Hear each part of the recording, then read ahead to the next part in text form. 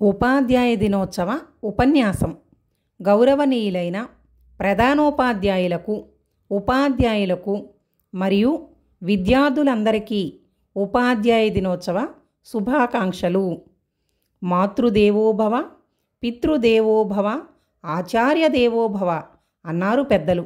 అనగా తల్లిదండ్రులు తరువాత స్థానాన్ని గురువులకు ఇచ్చారు. అంటే తల్లిదండ్రులతో సమానంగా పూజ్యనీయులు గురువులు అని అర్థం. గురువు అనగా గుహ్యమైనది, అంటే తెలియనిది తెలియపరిచేవాడు గురువు. అయితే ఈ గురు పూజోత్సవం లేదా ఉపాధ్యాయ దినోత్సవం అనేది మనం ప్రతి సంవత్సరం సెప్టెంబర్ 5న అనగా సర్వేపల్లి రాధాకృష్ణన్ గారి జయంతిని పురస్కరించుకొని జరుపుకుంటున్నాం. దీనికి గల కారణం ఏమిటంటే, సర్వేపల్లి రాధాకృష్ణన్ గారు రాష్ట్రపతిగా ఉన్నప్పుడు అతని పుట్టినరోజును జరుపుతామని అతని శిష్యులు మరియు స్నేహితులు కోరగా, నా పుట్టినరోజును వేరుగా జరిపే బదులు దానిని ఉపాధ్యాయ దినోత్సవంగా నిర్వహిస్తే నేనెంతో గర్విస్తానని అన్నారు. అనగా ఉపాధ్యాయ వృత్తి పట్ల అతనికున్న ప్రేమను చాటారు. రాధాకృష్ణన్ గారి కోరిక మేరకు ప్రతి ఏటా సెప్టెంబర్ 5ను ఉపాధ్యాయ దినోత్సవంగా జరుపుకుంటున్నాము. ఉపాధ్యాయ వృత్తికే వన్నె తెచ్చిన డాక్టర్ సర్వేపల్లి రాధాకృష్ణన్ గారి గురించి ఈరోజు మనం తెలుసుకుందాం.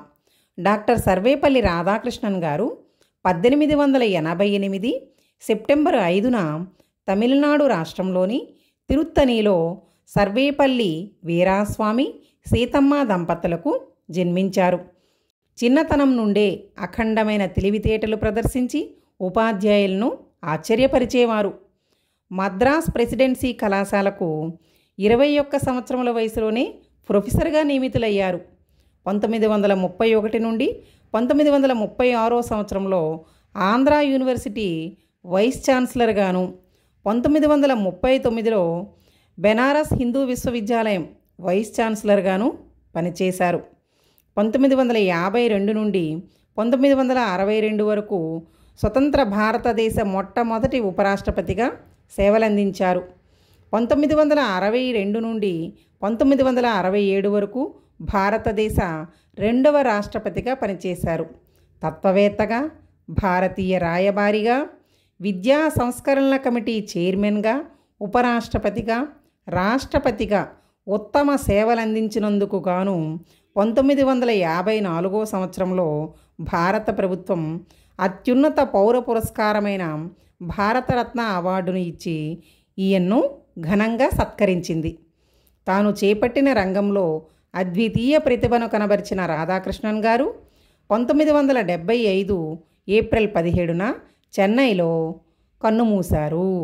అందరి మన్నలను పొందిన సర్వేపల్లి రాధాకృష్ణన్ గారు కనుమరుగైనను ఆయన భావనలు నాటికి నేటికి మరెన్నటికీ అధ్యాపక లోకానికి స్ఫూర్తిగా నిలిచిపోతాయి. తనలోని జ్ఞాన సంపదను విద్యార్థులకు పంచటం ద్వారా వారి భావి జీవితానికి బంగారు బాటలు వేసిన దేవుడిగా డాక్టర్ సర్వేపల్లి రాధాకృష్ణన్ గారు మనందరి మనస్సుల్లో చిరస్మరణీయులు. జై హింద్.